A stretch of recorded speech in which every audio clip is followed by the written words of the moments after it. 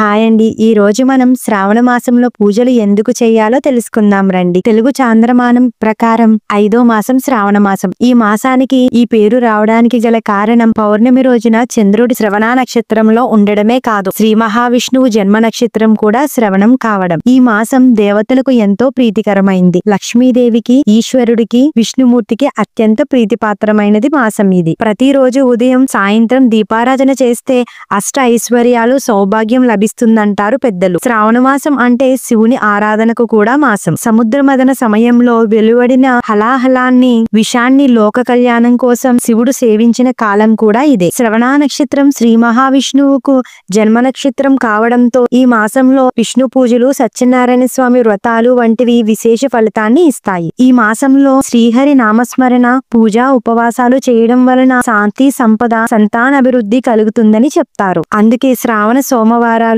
శ్రావణ శనివారాలు కూడా ఈ మాసంలో చేయడం చాలా మంచిది.